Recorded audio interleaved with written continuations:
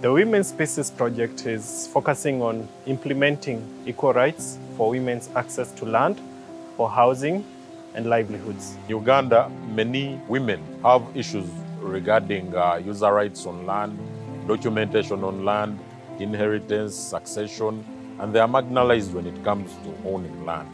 So our particular project as SSA empower women, build their capacity and awareness of the existing legal framework on land, housing, and related livelihoods. It is unfair to see people who are not aware that they are supposed to have proper documentation on land being evicted because they don't have approved plans. The project we are talking about is Women Spaces Project.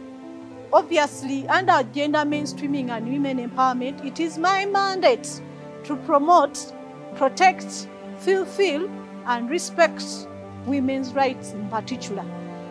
Under this project, we are working with paralegals, for which they are assisting us to disseminate information to the communities where community development officers cannot reach.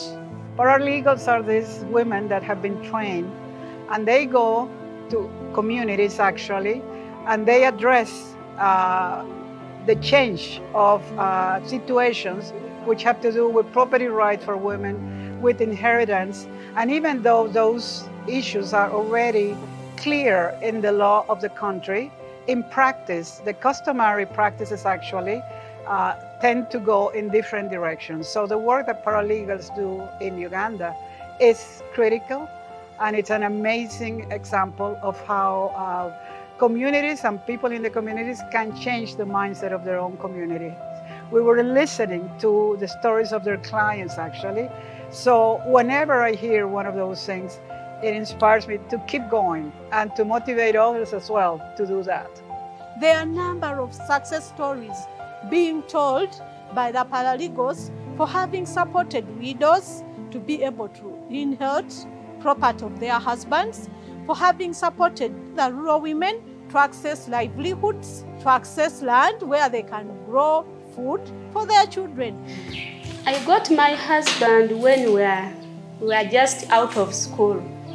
He was a very nice man. We could do everything together. We bought a small piece of land. But time came, he started changing. He started beating me. He never allowed me to work. I tried to convince him that when I work, we shall prosper. But he did not listen to me. He could not allow me to own any money. He got the agreement we wrote when we were buying that land. He took it to his mother when I don't know. Because even that plot of land which we bought, he could not even allow me to plant there anything. So there is a person I approached. That person told me that, oh, there are some people working upon those issues. And she directed me to this woman. I met that woman in Nakato. She belongs to paralegal. I told her my problems. She was indeed attached. She came to my husband. We sat together. She talked to him. Then she called another person from that group, the paralegal. They came, they talked to him. The man indeed changed. He allowed me to work. I started buying clothes for myself. I'm now fine, as you can see me. People have challenges and cases and issues within the community, but coming out to seek help or to be addressed is a challenge, and they end up keeping quiet. But with coming with the paralegals on board, and these people are within the communities, people have started coming out. We do conduct radio talk shows where we create awareness on several issues like GBV, on land. We conduct sensitization meetings at village level, parish level. It has empowered the women. Now we can see women coming up to express themselves, which wasn't there before. we can see women now, they can access land, they can utilize land. We assist them depending on how they come to us. There are some who need mediation, there are some who need negotiation, then referrals, and help. I'm a woman. I realized my rights were violated too before. As women, we were trained in these frameworks. So some of my fellow paralegals, the women, after the teachings they got, most of them have now legalized their marriage.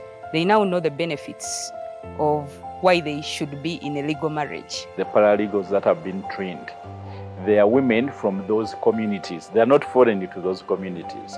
They are helping themselves, and they are actually doing so. And I'm happy to report that those ladies feel very proud helping their colleagues advance their rights. And the rights are not simply being limited to land and housing, but they are now being included to cover an entire spectrum of gender equality and women's rights.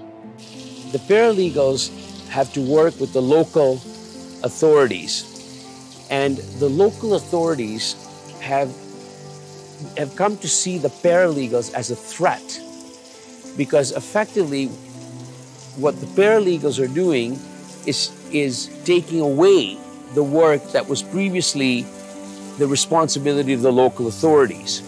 And because the paralegals do it at no cost, there's a greater incentive for people to use the paralegals, and that's the idea here in Kampala, is working diligently and quite intentionally to bring the paralegals and the local authorities, endeavoring now to educate the local authorities on what precisely the paralegals are trying to do and why it's in the interest of everyone, and of course the community more broadly. The paralegal work done in Uganda is something that SSA has been really interested in, because we also work in the legal sector, and also the urban food gardens in Mazingira, and even the STDM in Angola. So actually all of the partners are very interesting to us. When we defend the rights of women, we are defending the rights of the society, given the importance today. So observing that something is changing in favor of women, it's very rewarding to us. And then we definitely think that it's worth keep working in this direction. If somebody does not really appreciate what their rights are, the empowerment doesn't make much of an impact. But it's also to empower women with various skills in terms of how do they use their land. So do they really fully appreciate what it means to have access to land, what it also means to have control to the land? So these are the two pivotal areas that are actually being pulled together to make sure that the women's spaces are actually appreciated. In particular, at Mazingira Institute, we are focusing on women's equal access to land and other resources for urban agriculture and food systems in Nairobi. One of the achievements that we have had at Mazingira Institute is the development of an urban agriculture and food system database for Nairobi City County. And this database is into two components. We have a mobile phone application and also an online platform where the farmers use the mobile application to upload their urban agriculture and food system activities data on the mobile platform. And the good thing is that when we train one farmer, we find they are already training other people in that community. So it brings so much joy seeing, as a result of our trainings, farmers are able to provide food for their families and, most importantly, make income from the farming activities. Looking at it from the top, you see how this project is going to substantially reduce poverty. You see how the project is going to empower women. You see how the project is going to promote their human rights. You see how the project is going to, go forth to empower even people that are not women. That's my driving force. When I look at the main and the ultimate, outcomes and objectives of the project, it gives me some sort of, drive to continue to implement the project. Of course, I manage the project at the global level, but then again, personally, it's something that makes me want to continue to do the work I do. When I see the impact, there are lots of impacts that have been coming out from the project. This is the end of year 2. It just makes me inspired to do more, and seeing the passion in which our implementing partners go through the work they do, the way they interact with their beneficiaries, it just shows me that we're doing something right. Women Spaces project, which is being implemented in Uganda by SSA, has come at a time when the government, especially more specifically the Ministry of Lands, Housing and Urban Development, is addressing real issues that concerns women access to land. But I call about the implementing agencies to work closely with other institutions, especially government and where necessary the traditional institutions, to ensure that we address the key issues. Because when we come to the scenario of accessibility, it is very highly rooted in the cultural norms of a number of African countries. And when we work with cultural institutions, I'm sure we can be able to unlock the potential we have in women as far as women spaces is concerned. There's a lot of information gap in terms of land rights, and also in securing the rights on the properties. So this program bridges that gap.